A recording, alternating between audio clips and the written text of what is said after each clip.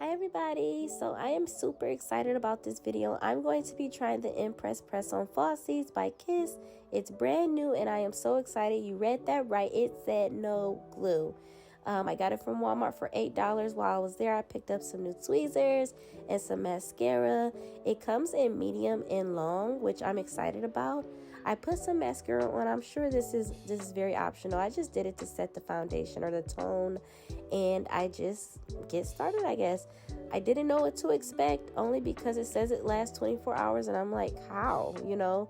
But once I put it on and like squeeze it like it tells you to, I'm super confused. Like, what? How? Anyways, I just keep going, and like it says, just squeeze. I think it would be so much easier if I had like some thinner tweezers at the tip. So I miss my Tweezer Man tweezers so much. I'm gonna get some more. They didn't have them available, but I think pointier tweezers would be more helpful. Also, I think that if you had a lash lash curler, that would also be helpful to kind of squeeze them.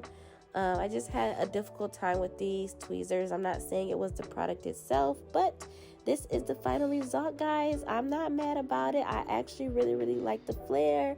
Hope you guys like it. Let me know. Bye.